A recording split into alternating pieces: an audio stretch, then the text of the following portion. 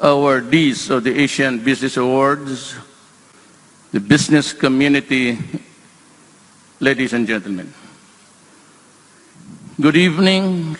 I thank the ASEAN Business Advisory Council and its chairman for the opportunity to participate as a speaker in this year's ASEAN Business and Investment Summit.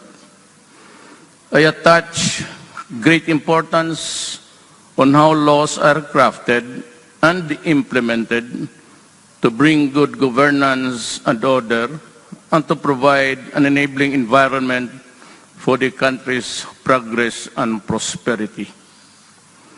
From my perspective, for an ASEAN to be a global player, it must do the following. First, ASEAN must ensure the effective implementation of various agreements concluded through the years.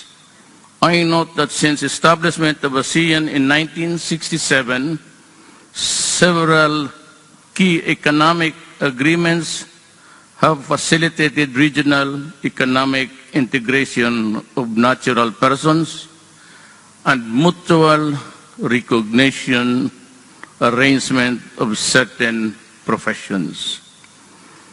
It certainly took an immense amount of effort and compromise as member states shared their commitment and political resolve to accommodate and reconcile national interest with the regional aspiration of a one-nation Asian community.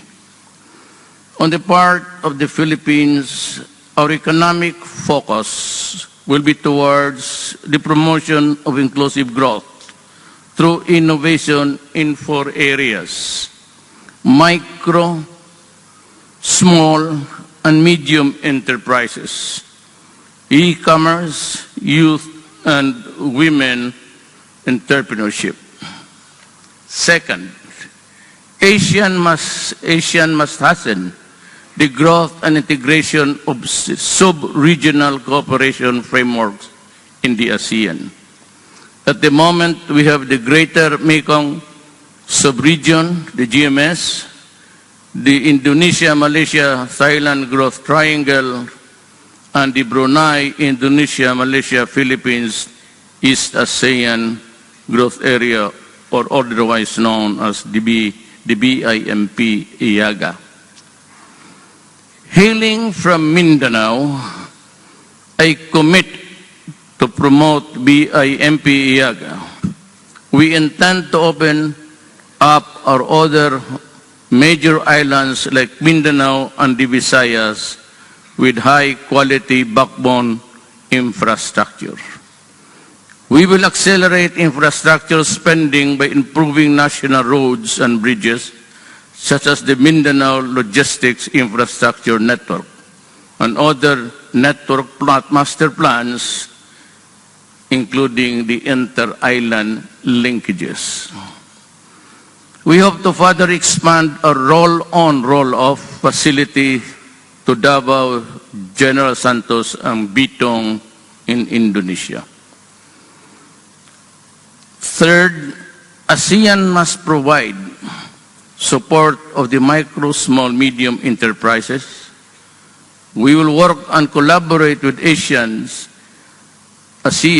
in helping the MSES look for always to connect them in the countries of the ASEAN and the world. We will work on enhancing the policy and regulatory environment, providing an affordable and innovative digital platform and accessing best practices and financial resources. Fourth, we must engage the world in a robust way in economic sphere. ASEAN is making further progress in fulfilling its commitments to the ASEAN Free Trade, the FTA, while the ASEAN's FTAs with Australia, New Zealand, China, Japan, India and Korea are mutually beneficial, signifying Asia's ability to carry its weight in the area of economic partnership. With the establishment of the Regional Comprehensive Economic Partnership, or RCEP, we are now gaining further momentum. In November 2016, the Philippines will host the RCEP senior officials to further improve the pace and substance of our negotiations and conclude a comprehensive and high-quality RCEP agreement in timely manner.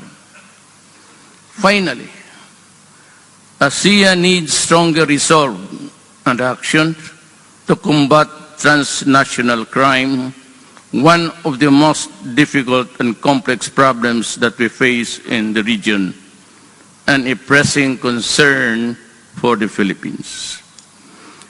The trade in illicit and illegal drugs in particular has emerged as a pressing problem for our countries, undermining social cohesion and the rule of law and the socio-economic program of a country. Recent events too have shown terrorism and violent extremism rearing its ugly heads and threatening to pull us back from our onwards advance to progress. We shall not be cowed. We will press on. We must redouble our efforts to concentrate on intelligence gathering, prevention, interdiction, arrest, and prosecution.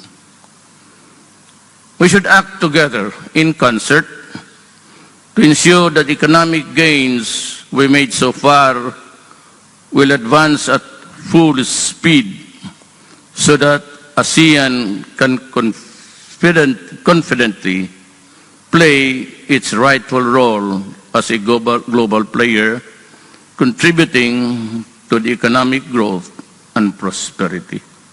Thank you.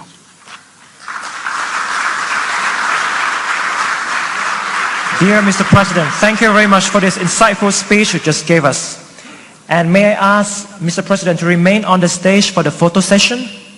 I would like now to invite the National ASEAN Business Advisory Council heads for the photo session with Mr. President on the stage.